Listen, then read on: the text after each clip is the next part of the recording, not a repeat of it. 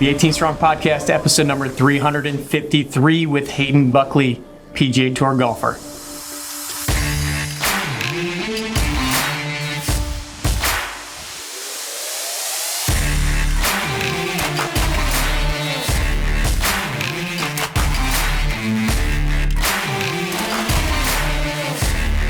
What's up, guys? Welcome back to the 18 Strong Podcast, where our mission here is to help you build a stronger game because we believe that everybody deserves to play better longer.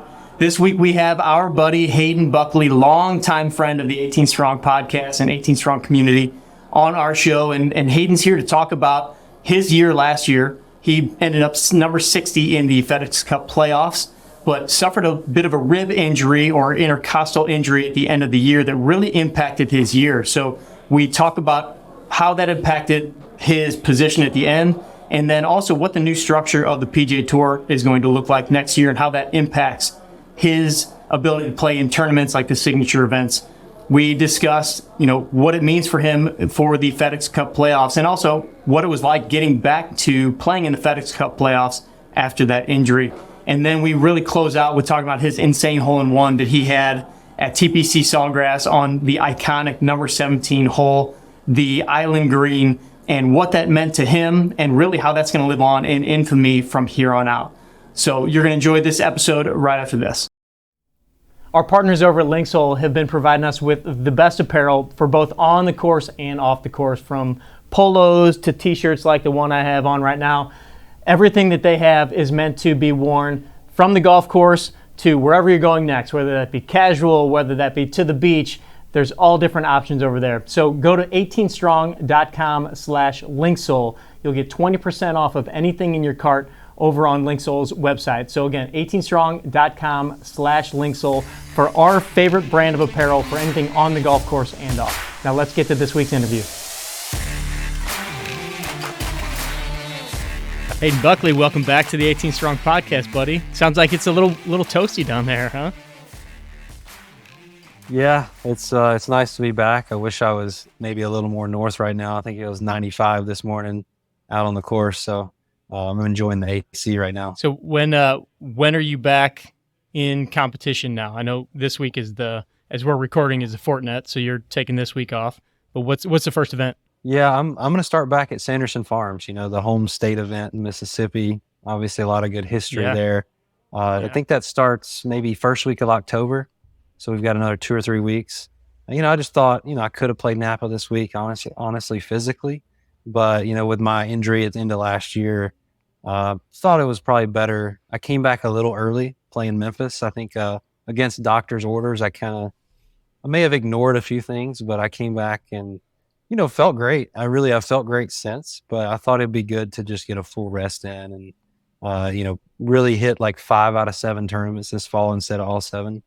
I'll have plenty of chances to play good. Yeah, I mean, given this situation, and we'll talk about your injury in a sec here, but, you were going right into the playoffs, kind of wanted to try to make a little bit of a run there and see what happened. So tell us, refresh for anybody that doesn't know what was going on with you. What happened with the injury? How did it happen? What was the whole thing? Yeah, I think it was Travelers Championship. I had missed a few cuts in a row. I played well at the PGA Championship.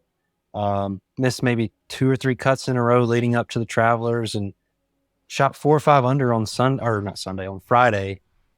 Maybe missed the cut by 1, maybe 2, and woke up Saturday morning, decided to fly home to Florida, hang out with my wife, our dog. Just a relaxing weekend after 3 or 4 missed cuts. I needed something like that, and woke up Saturday morning, 6 a.m. flight, which was pretty miserable. They all are.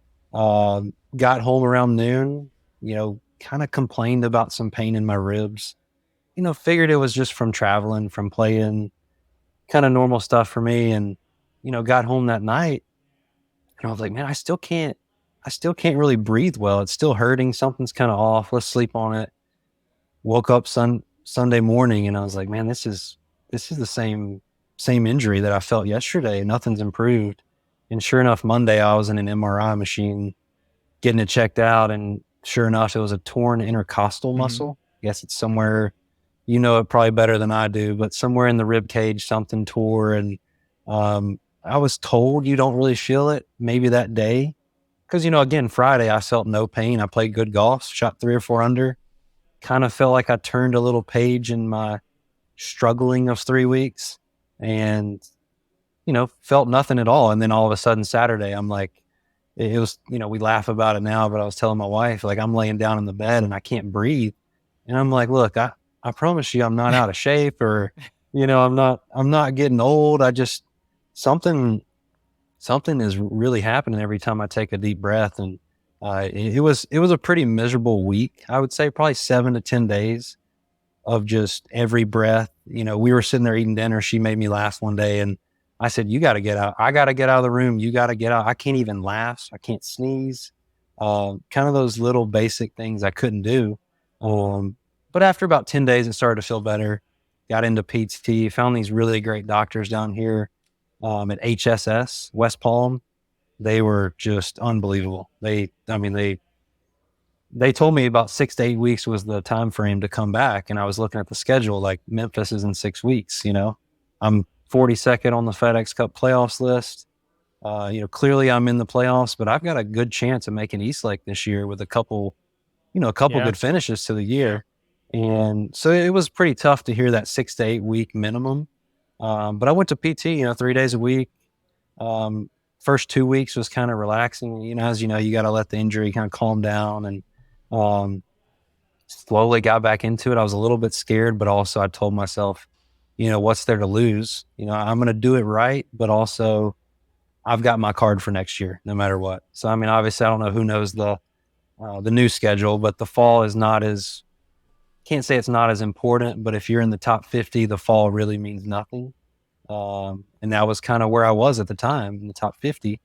And, so I kind of went in with like an all or nothing kind of attitude and, started working hard. And about 6 weeks in, I was at Memphis and hadn't swung a club in 6 weeks.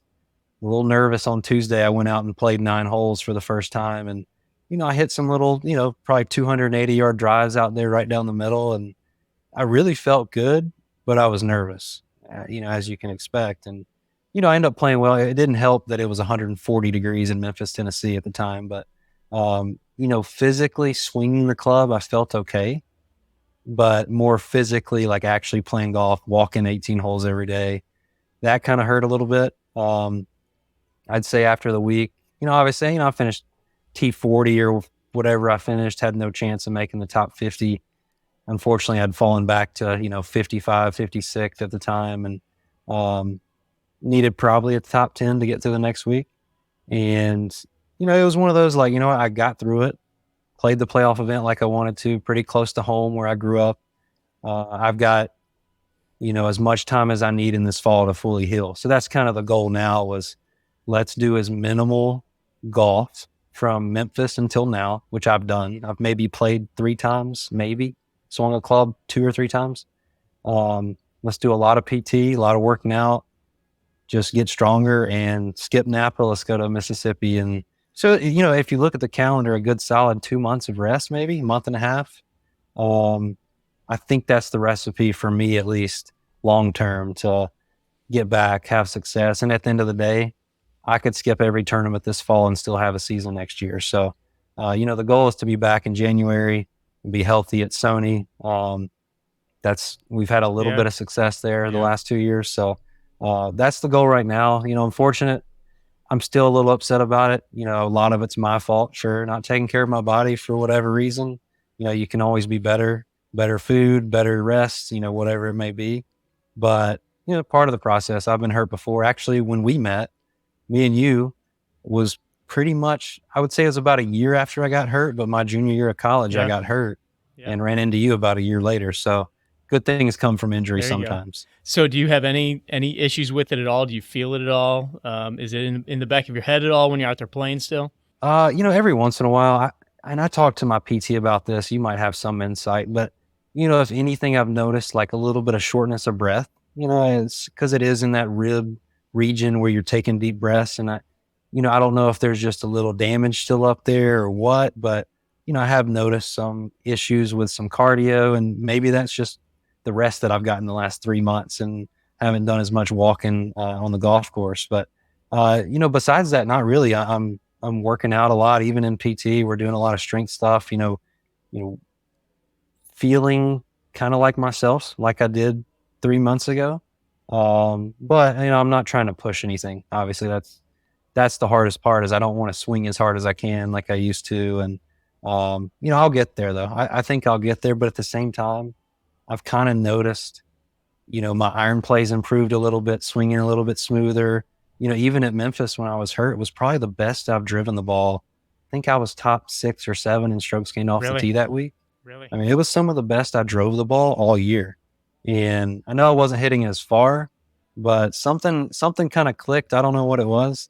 Um, I think we're on the right track. Obviously you want to be cautious and not re-injure yourself. That's the only thing that can keep me out of playing good golf. But I'll have good programs and be ready to go here in about 3 weeks.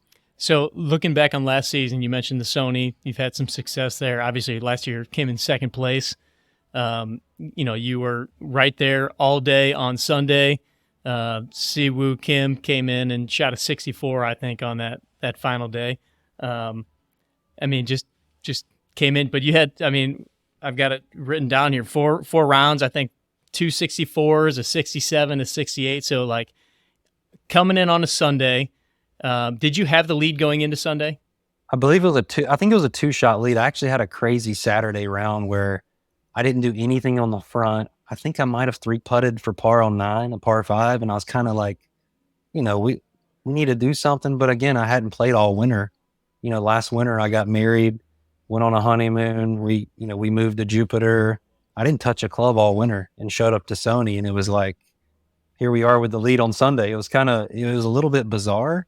But I did hole out for eagle on 10 on that Saturday round. And then I think I want to say I parred the rest of the next 7 holes, maybe made a bogey somewhere, and then made eagle on 18. So I had 2 eagles in 9 holes, took a 2-shot lead. And I'm sitting there going, man, this is like, what's going on? I haven't played in a month and a half, maybe 2 months. It's all but again, my brain was kind of low expectations. I was just kind of out there enjoying it. And, I played good on Sunday. Yeah. I think I know I think I birdied the first hole on Sunday. And so I got off to a pretty decent start and played solid. I know down the stretch, I made a bogey on 15. And I knew, I was like, that's going to kind of hurt me, but I came back and birdied 16 immediately, had a look on 17 and had a look on 18 there. I laugh now. I'm working with a putting coach, Eric Dietrich, down here in Jupiter. And actually a guy I went to college with. We played college golf together, and he's now a putting coach. And I saw him one time before I went to Hawaii.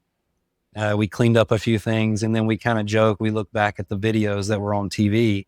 The putt I made on 16, I had the worst stance, the worst grip, the worst everything, made the putt. And then on 18, I hit a pretty awful putt and missed it. But, we look back at that where we were, and I had a great putting week. It looked awful from a technical standpoint, but I had a great putting week, and we laughed about it a lot because now we've cleaned up a lot of things. My putting's improved. I think I went from, 175 in putting last year to maybe 85 this year. So we've done a lot of great things this year. I've been really enjoying that work. But again, I almost won a golf tournament, not looking great putting, and I personally felt like I putted terrible. But the stats said I putted pretty good. So, I did everything I could. I made 30 footers for birdie all day Sunday, and I didn't lose by any means. I just got beat. That's kind of the phrase I told myself, is the guy shot 6 under on Sunday, and he was the last group. It's really, he did chip in on 17, which hurt. I made a putt. I'm not kidding you. It was a 10-second window. I made the putt on 16. Everybody went nuts. My heart's racing. I'm feeling great. I looked up at the scoreboard, and it literally adjusted. You could see it go from T1 to my name just jumping on top. And I'm like, all right, this is my time, And then 10 seconds, I'm not off the green yet on 16, and everybody goes nuts on 17. And so obviously I assumed he made birdie. I ended up seeing the video. He chipped in, hit a great chip, made it, and then made a good birdie on 18, and I didn't. So just got beat. Looking back on it, it set me up for a great rest of the Yeah. year. Unfortunately, it did keep me out of the Masters and, a lot of different perks with winning, but I know that I'll have many more opportunities for that. Yeah. I mean, I pretty much watched that whole day. It was awesome to be able to sit and watch pretty much every shot that you hit that day, right? And texting back and forth with people, people in the 18 strong crew, they're all Hayden Buckley fans. So I'm getting texts left and right, and literally watched you sink that putt. And then you're right. I mean, it was within seconds. He chips that ball in. But what impressed me so much that day was just watching you and like the way you carried yourself throughout the day. And I want to get some insights into if you remember kind of your mindset just kind of going through that day, knowing that you're tied for the lead, you're in the lead, you're right there for the lead. But you mentioned that you birdied after one of your bogeys. You had two bogeys that day, and both of those you birdied the very next hole. And I thought that was so cool to see because each time you just kind of bounce back and you're like, all right, right back in it. And, just having that mentality because we've all been in our own games where, one bad shot takes you down a rabbit hole. We see it happening to the pros.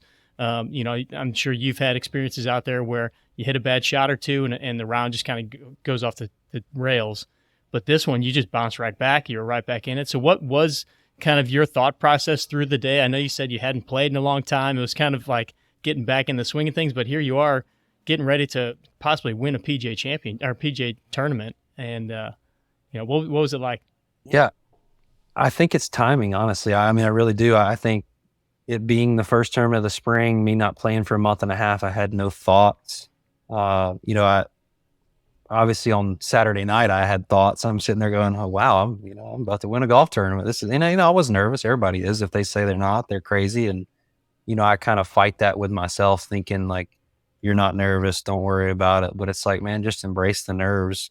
I think the timing of it helped and hurt, right? Like it's hard to find confidence when you haven't played in a month and a half because there's some shots that you need to hit that, if you haven't worked on it in a month and a half, like you're just swinging it, hoping it works out. That happened to me on number 11. I made bogey on Sunday, a little par 3. I hit a shot. It was into the wind and I tried to hit a shot a little too hard. Kind of forgot like, hey man, if it's 185 into the wind, we probably can't hit a 7-iron. That kind of just from lack of not experience, but lack of playing for a month and a half. But at the same time, and I'm a guy that I don't believe in practicing every single day. I do believe in, trying to get better every day, but I don't believe in like, I have to swing a golf club every single day to get better. I mean, look at me. I've sat on the couch the last 4 months and worked on my body and I feel better than I ever have golf wise. But again, I think timing where, that bogey on 11 came from lack of playing, but the birdie on 12 came from, my head. I'm not pissed off. I'm just like, let's just send drive. It's kind of a short hole guys lay up on. I said, let's just send driver down there. Who cares? I've got to flip wedge in. I make birdie. And I think it was a little bit of not playing for a month and a half, but also, that tournament being the first of the spring, everything's kind of fresh. Cause I'm not going to lie, look at my schedule after that. I did nothing. For a month and a half, I did absolutely nothing, and it was frustrating. There was several rounds where, just like that birdie that bogey on 11, I had a shot like that early in a round, and my whole round was over. And that was coming. And I'm top 30 on the FedEx Cup. What am I upset about? Like if I miss a cut, I'm still top 30 on the FedEx Cup. I'm not fighting for my card. That second at Hawaii almost locked up. I'd have to go look back at it, but it almost locked up a spot in Memphis. It's 300 FedEx Cup points. I finished 5th in Japan in the fall, and the fall was still counting in last year. So I'm almost in the playoffs in January. And obviously you don't know that. You don't want to just settle for that. But I do think, you look at those 2 months after, there were some struggles. So again, I don't think there's a secret code to, guys talk about sports psychologists and these mental people, whatever. I think it's a little bit different. I think, you're going to have moments that go high and low. I think managing them and, really turning those, like, if you look back at missing a cut by 1 or 2 and yeah, you're pissed off, making that cut by 1 or 2 instead. It's not like, oh, let's turn this bogey into winning the golf tournament. Let's just turn this bogey into making a cut, getting 20 FedEx Cup points and moving on. But again, I also am a guy that thinks missing cuts helps. I missed like 6 out of 7 cuts last summer before the US Open and finished 12th, So it's like, it's a weird marriage of like, I don't believe in you have to be the most positive person in the world on the golf course. And if you make a bogey, you should smile walking off the green. I'm actually the opposite. When I make a bogey, I want to be a little bit upset, but I want to use it. Like you said in Hawaii, I want to use that to make a birdie on the next hole. A lot of people have said, by the time you hit your next shot, be over it, whatever. There's a lot of things that happens when you're in contention on a Sunday. Your mind's racing if you're not careful. And I think it's just more experience. The more times you're in those situations, the more you learn from it. For a regular amateur that's playing every day, like if they're like, I want to break 80. I actually had a buddy of mine text me. I think he broke 80 for the first time maybe 2 weeks ago. But the week before that, he was saying, man, I shot 81 today and I tripled the last hole. And I said, well, what were you thinking about? And he was like, man, I was thinking about breaking 80 on the last hole, 100%.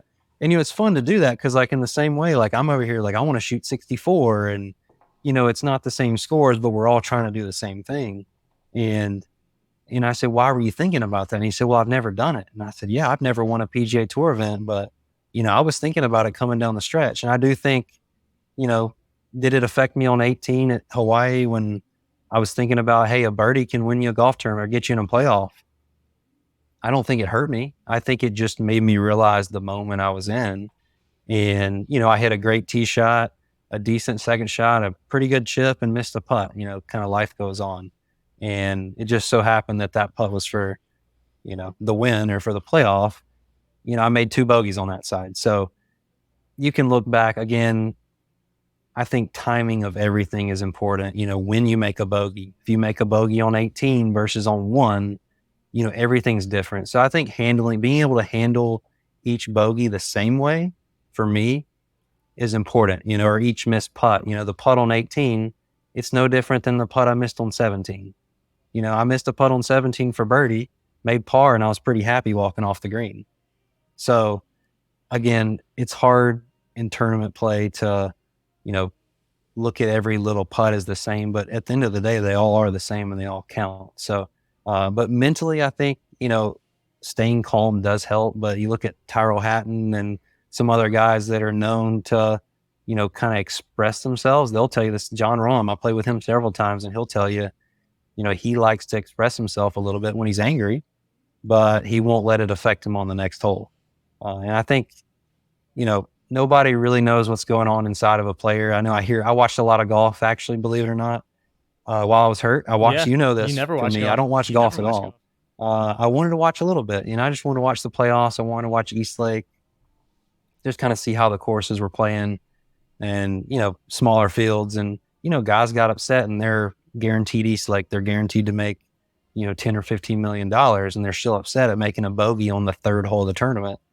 That's just how we are. We're competitors and, everybody wants to win. Everybody wants to play well. So I do think guys work hard mentally. I work hard mentally in different areas. Some guys like sports psychologists, some people like therapists, some people like me. I like to just talk to my wife sometimes, and she does a great job of, just calming me down a little bit when I'm upset after a round. And that's the hardest part, is forgetting it, especially during the day, getting to the next day and having kind of a clean slate. And I feel like I did that pretty well in Hawaii.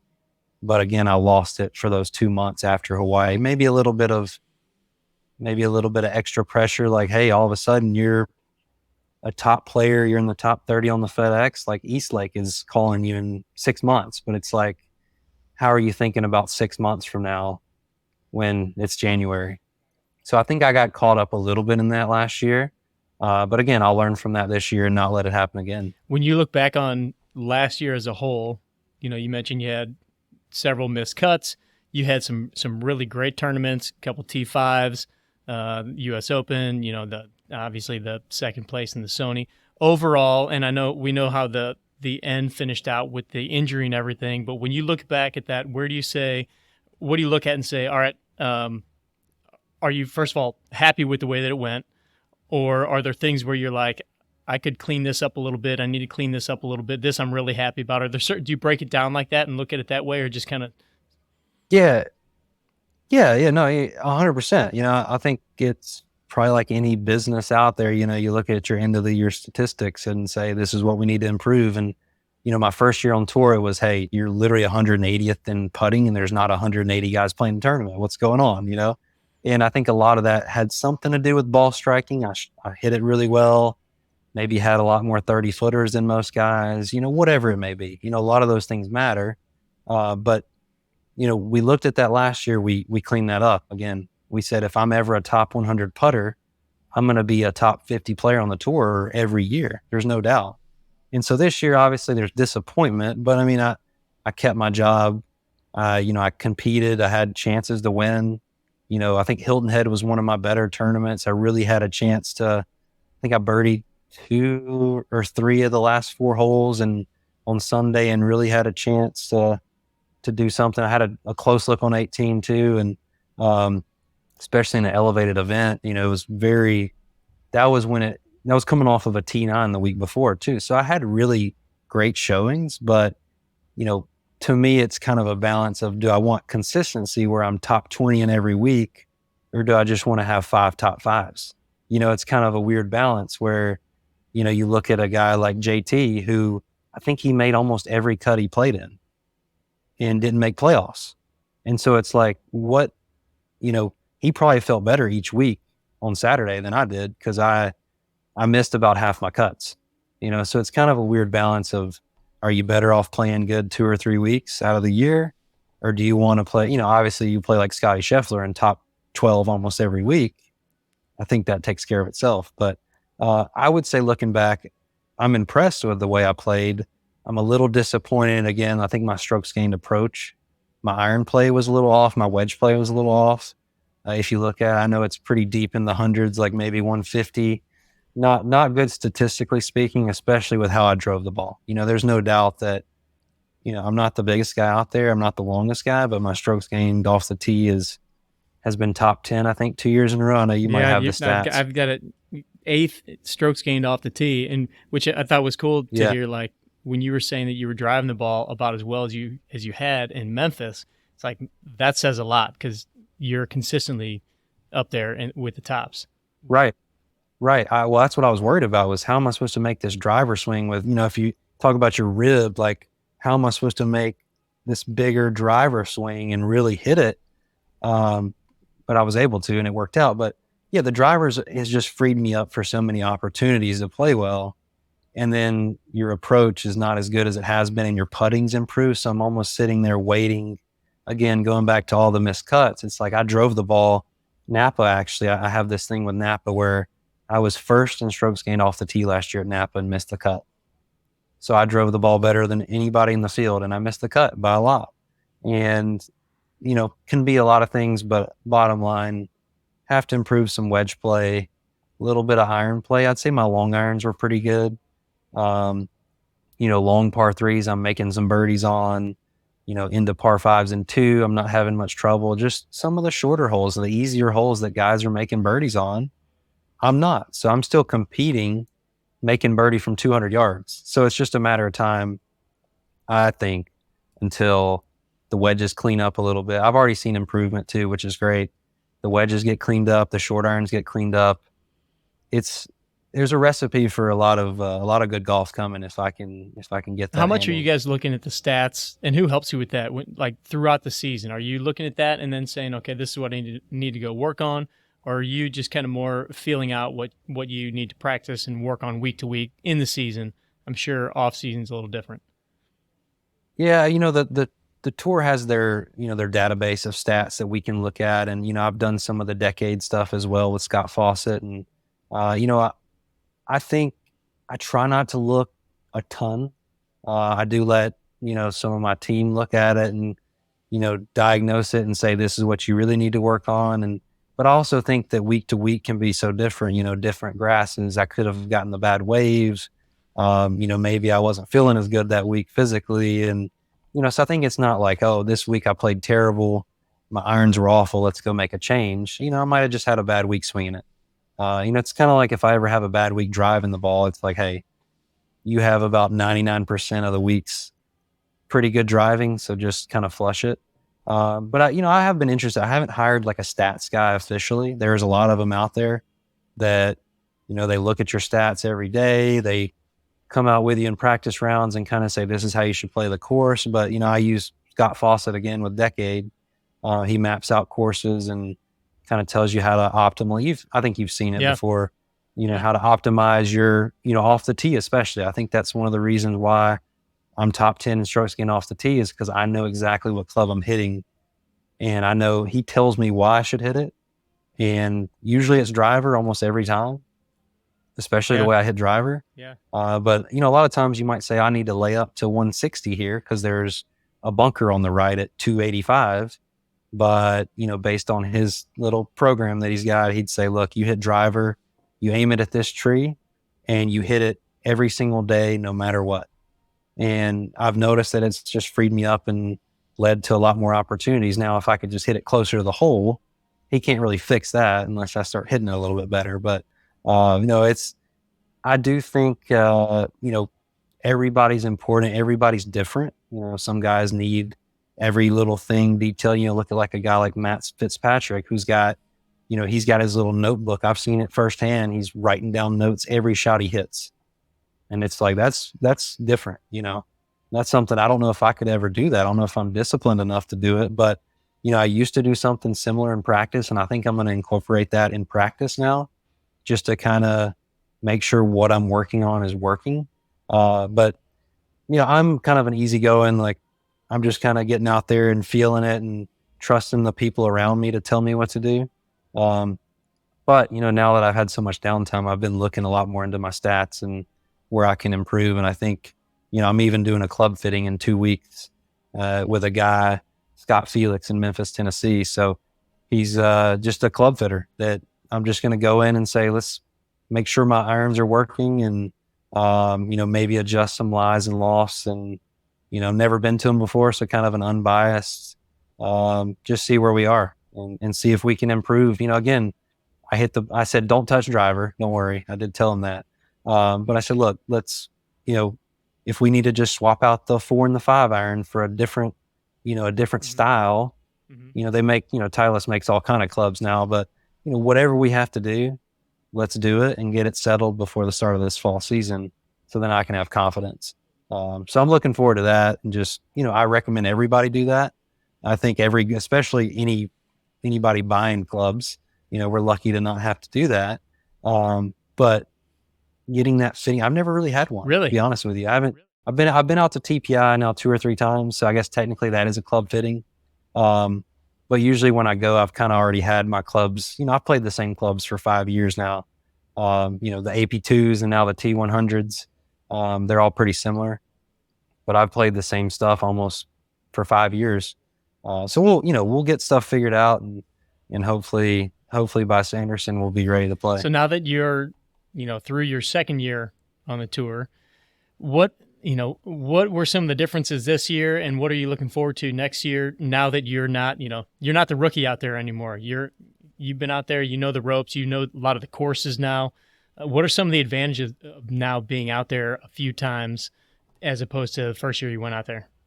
Yeah, I think I don't have to get out there and play the Monday Pro-Am every week. And, a lot of times as a rookie, what people don't understand is you don't get to play the Wednesday Pro-Am. Usually it's limited to, it's all based off FedEx the last year. And, as a rookie, you're down at the bottom. So, Wednesdays were pretty much just practice days my whole year until, I had a pretty good start to my rookie year. So I got in some Pro-Ams, but, Monday and Tuesday are kind of your days to see the golf course physically and play it.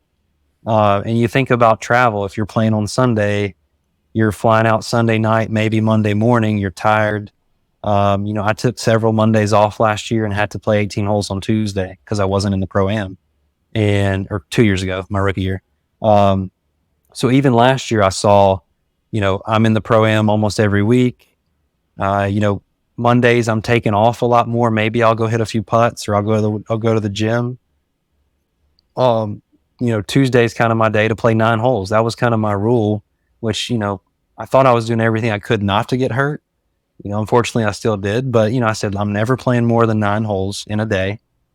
And I'm still keeping that this year. I'm not going to play more than 9. Maybe a rare circumstance. There's a new tournament this year in Mexico. I think we're going to Cabo instead of Mayakoba. I might have to play 18 holes if there's bad weather, whatever it may be. But 9 holes a day, take a lot more Mondays off. Pro-Am's on Wednesday. Most of the courses now. And I think I even saw that last year. I've seen some of these courses once. I remember the pin locations. I remember places that I hit it. I'll have even more of that this year. You can imagine Sanderson Farms. I've played the course a million times now, but I have a lot of memories from the tournament as well, where I don't have to go out there Monday, Tuesday, and Wednesday and play 9 or 18 holes. I can go practice. I can relax. I can go to the gym, really take care of my body a lot more now, and play a little less golf. But I think something I'm looking forward to would be, really, I feel like I've really kind of put my mark in the tour now, where I feel comfortable. Your rookie year, you're not sure what's going on. You tell yourself I belong out here, but you got to prove it. Doesn't matter if you're an All-American in college, or you're number 1 in the world in college, or amateur. I don't care if you won this tournament. You got to go out there and prove it. And most of the top guys do, but some don't. And so the first year's tough. That second year, you're kind of going, all right, I got to have a better year than last year, because I was a rookie last year. You got to do better. And I saw that. And so now in my third year, I really feel like, well, I guess the end of my second year into the third year, I really feel like it's time to really cement myself as, this is my job. I'm one of the best ball strikers out here. I'm going to have that confidence forever.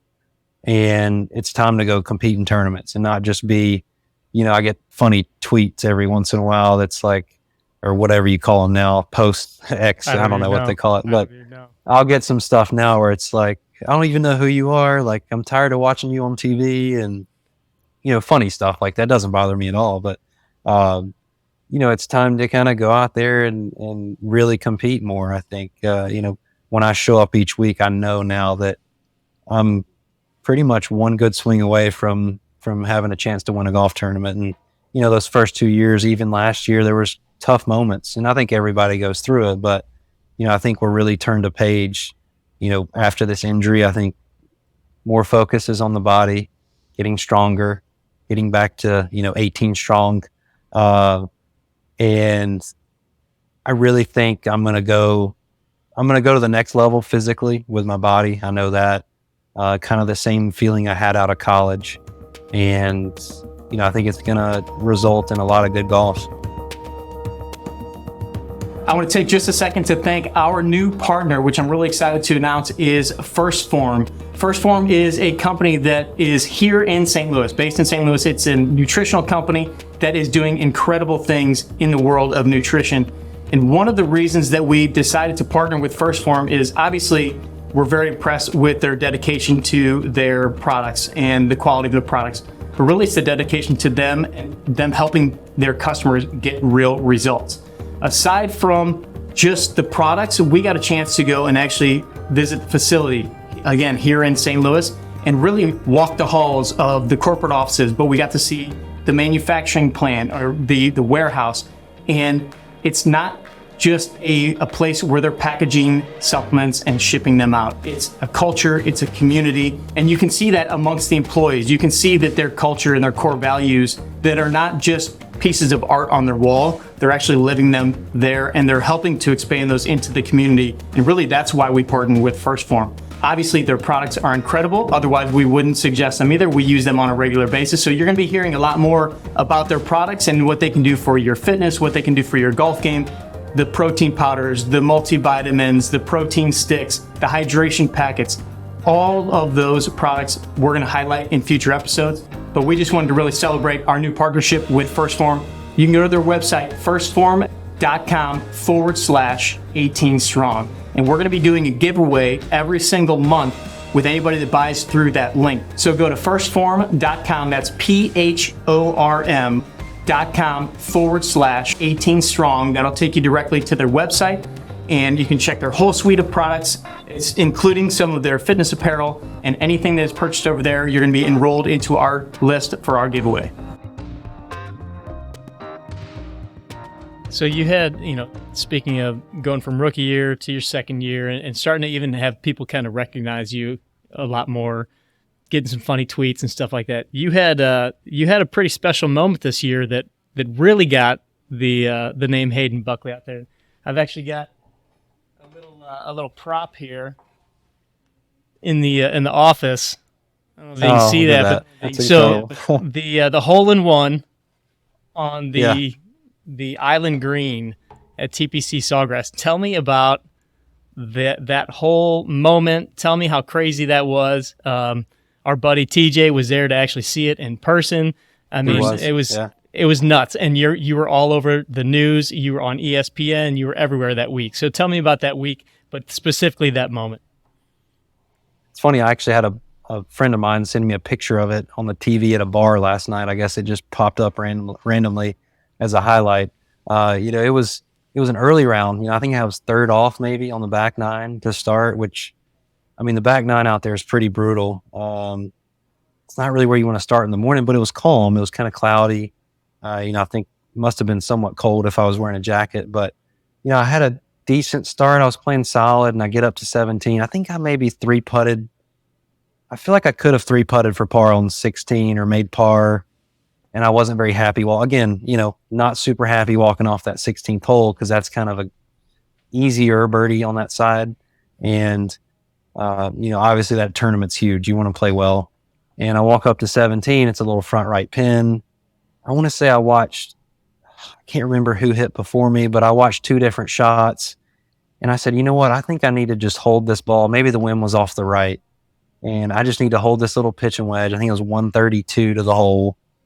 I need to hold this pitch and wedge just right at the middle of the green. I don't even care where it goes. Just give me on the green. Give me a putt.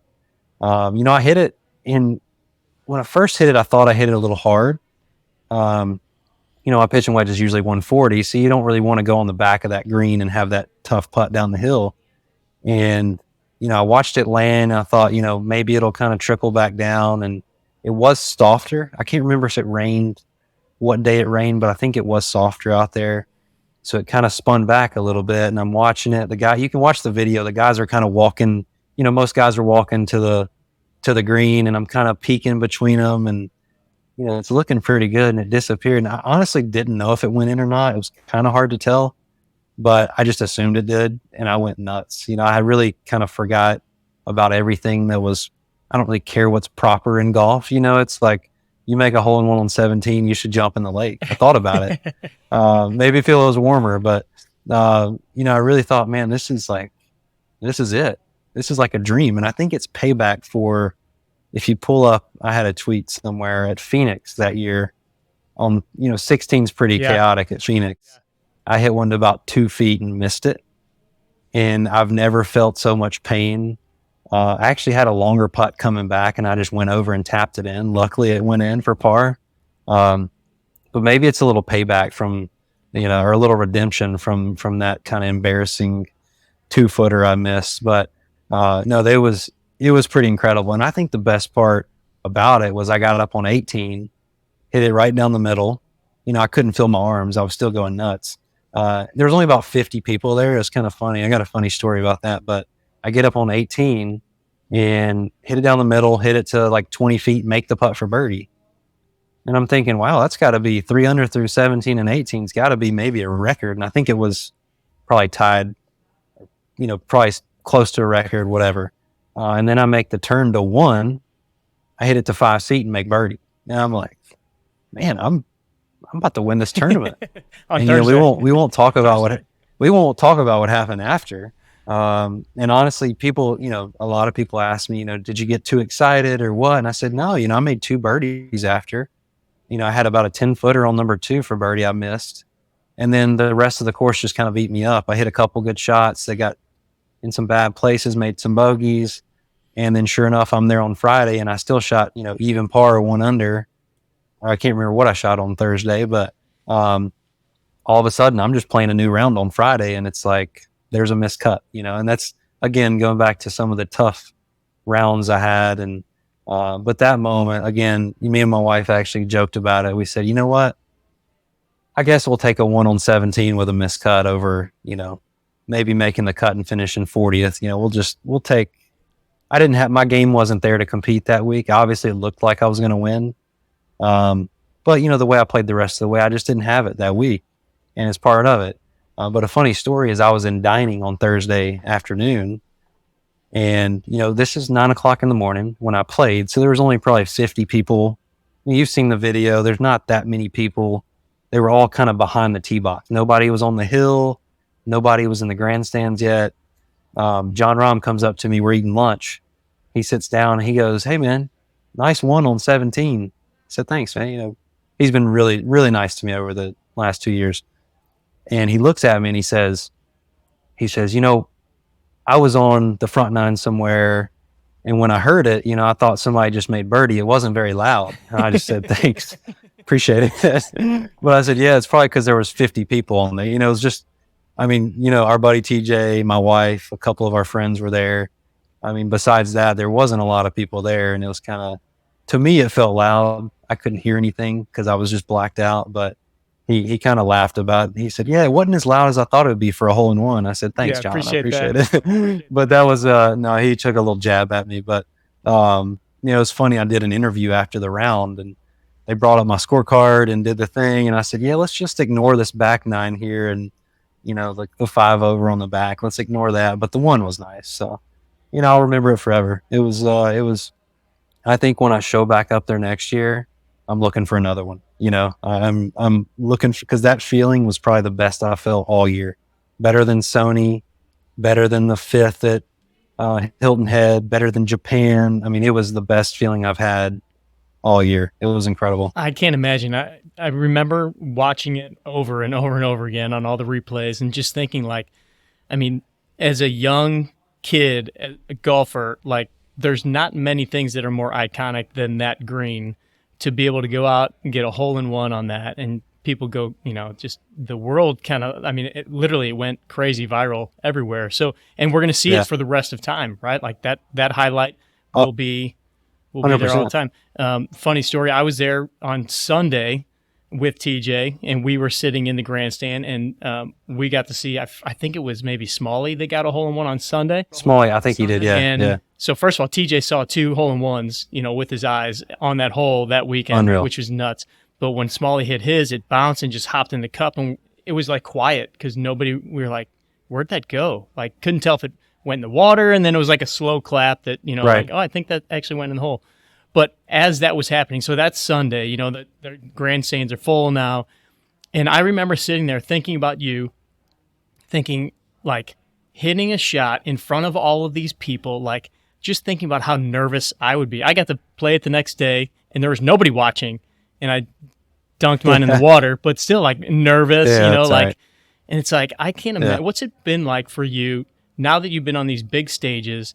You've been able to play in, like at Phoenix, 16th hole, some of these bigger tournaments, the U.S. Open, and you've had some crowds around you now. You've played in some pairings where you've got people following.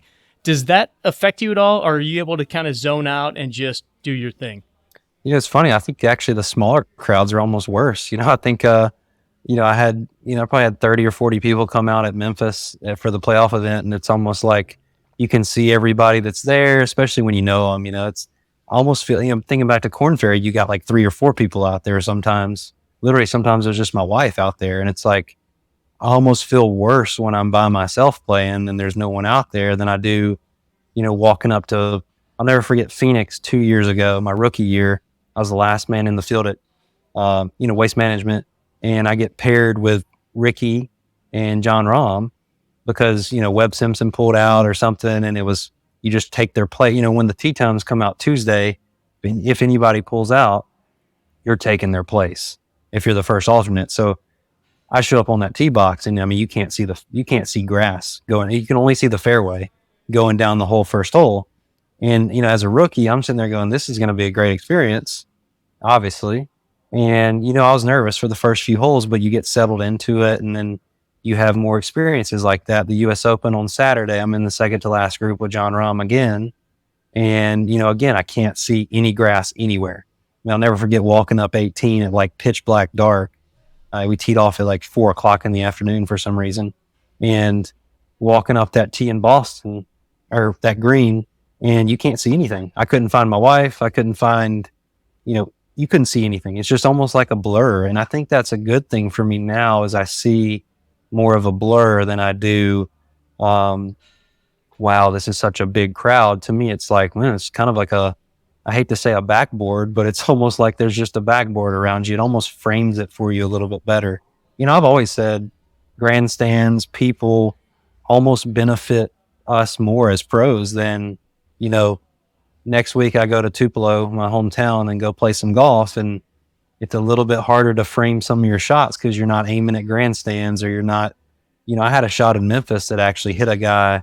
I was in the trees right on 17, and I was trying to snap hook one around the trees and kind of bring it into the green and caught a flyer. And, out of rough, balls don't turn, and hit a guy in the shin and kicked it in the fringe. 30 yards left onto the fringe, and I two putted for par. And I'm sitting there going, if this was a normal day, that ball is hitting the cart path. It's bouncing probably out of bounds into a house. And so there's a lot of advantages, I think, to playing tournament golf and having these crowds. And I think maybe that's why I enjoy it so much. I think, you're still going to feel nerves. There's no doubt, Sanderson Farms, I don't think there'll be 100,000 people on the first tee, but, you get a big crowd, especially for Mississippi guys. And, a lot of it when they're rooting for you really helps. A lot of the times they're, probably there for, John or somebody else. And, that's fine too. But I think you get a lot of support. You get a lot of guys that, I had a kid actually the other day. Me and my wife were vacationing in Amelia Island, Florida, a little north of Jacksonville, played golf, got done. One of the bad guys said, "Hey man, just wanted to say, like, I was there on 17 at Sawgrass. I was like, I just walked up. We weren't even looking. We don't know who you are." Literally said that to my face. He said, "We didn't know who you were, but we walked up to 17. You made it. And it was the best experience of my life." And I was like, "Hey, thanks, man. I appreciate it." But again, there's a lot of people out there that really care about golf. I saw that a lot in Japan. The crowds in Japan were ridiculous. They didn't care who you were. They were lined up on every fairway, and they clapped for bogeys. It's like you make a bogey, they're clapping for you. So I've had a lot of good experiences with big crowds, with people, you get heckled a lot too, right? You're going to get some people that are probably gambling on you that week. And if you're not playing well, they're not happy. And I've had plenty of that. But I do think seeing these bigger crowds, it's, not motivation to want to play good, but it's one of those, like, we are entertainers in a sense. Yeah. We have a product to put out, but it's pretty fun hearing roars when you make putts and you get roars. And, it's a different feeling than you get when you're coming up in college and Corn Ferry and amateur golf, where there's not really anybody watching you. So it's, a part of the big stage. I think it's every sport, right? High school football, you got, 2,000 people in the stands, and then you get to college, it's 50, and then you get in the pros even more. Everything kind of graduates into bigger crowds and bigger pressure. And I just think from my experience now, I kind of thrive off that a little bit more, where, maybe some tournaments that are smaller, I'm not getting, I have to watch myself to not, fall into kind of that hole of, like, I'm not excited to play this tournament because there's not 20,000 people out here. Like, who cares? Like, even like Sawgrass on 17, like, there's 40 people out here, but let's make a hole in one. Who cares? So that, I think it's balancing that and really, using the crowds as an advantage instead of thinking, I hope I don't mess up. I think a rookie year, I'm sitting there going, there's so many people watching me, I hope I don't mess up. And the bottom line, there's TV cameras watching you, and there's millions of people watching. So, at the end of the day, everybody's going to see what you do. So you just got to own what you do. And, I learned that quick at Phoenix when I missed a 2-footer. I went viral for missing a 2-foot putt, and you should read the comment. You can still look at the tweet and read the comments. I got some stuff for it, but, I think I shot a bogey free 69 on Saturday in Phoenix. So like, I don't care. I mean, I played a great round of golf. I just missed a putt at the wrong time. So, yeah, I've enjoyed the experience of getting to, play in front of crowds, and most of the time it's very positive, and an enjoyable experience. So now that I think you finished up at number 60 on the FedEx Cup. So moving into next year's season, you mentioned obviously some things have changed with the schedule. What impact does that have on you where you're sitting? And then also kind of what are some of your expectations that you're putting on yourself for next year? Yeah, I think if you look at the fall series, they're calling it now, like the top 50 guys are kind of, knocked out of the FedEx Cup. They're locked into the signature events next year. And, that was the goal, obviously, and didn't work out. But now we have something really all that, I've got my card for next year. Making it to playoffs guarantees that I'm in the Players Championship. Got my full card, every event that's not a signature event. So I've got a full schedule. It's great. But I do have, the top 10 on the FedEx at the end of this fall, which, I'm number 10, you would call it, being number 60. That 50 through 60, those guys are guaranteed to play, I believe it's Pebble Beach and Tiger's event at Riviera. I think those two signature events. So that's kind of what you're playing for. Otherwise, your only way getting into that is playing well like the 3 weeks before. So they kind of made it to where they call it like the swing 5, I think they call it. Where you play maybe Sony Open, American Express, and what's the other one? Torrey Pines. And then the top 5 guys from those 3 events qualify into, just from those 3, it doesn't matter where you're on the FedEx, the top 3 guys from those 5 events that aren't in Pebble get in Pebble. So that's kind of how they're planning the schedule to be like the hottest players at the time get these signature events. The top 50 guys have nothing to worry about. So at least if anything this fall, I'm playing for, obviously I'm just playing to gain confidence, to play well. I've been hurt for 3 months, kind of get back into flow, but also playing for that top 10 because I'd like to, Pebble Beach is a elevated event this year, and, Riviera is Riviera. I love Riviera so much. Played a USAM there, want to get back there, and also an elevated event. So I'm playing for those 2 events pretty much this fall. Obviously whatever happens, I want to be in those. If not, then I'll start my season at the Sony, and again, just start back from zero and hopefully have another experience like Sony last year, maybe a little better. But, just I'm going to play a lot. I'm going to play as much as I can. Obviously with, kind of built-in off weeks now with these elevated events, if you're not in them, you're going to take those weeks off. So kind of feels like rookie year again, where I'm not getting in currently. We'll obviously we can answer this again in the fall, but I'm currently not getting in. There's not guaranteed that I'm in the elevated events, all of them. And so, I'm going to approach it kind of like rookie year. I'm going to play when I can, take advantage when I can. And, wherever it takes me, I'll be back in Memphis next year and have a better chance of getting to East Lake than I did this year. Well, we're expecting it on our end for sure. The 18 Strong crew is pulling for Buck, and we're looking forward to seeing some more fireworks this year from your game. That's definite. I want to finish up just a couple little fun questions for you. A little different than the ones we normally do because we've asked you those on previous podcasts. But is there any kind of a book or anything that you've been reading lately, anything golf-related, non-golf related that you would recommend to the 18 Strong audience?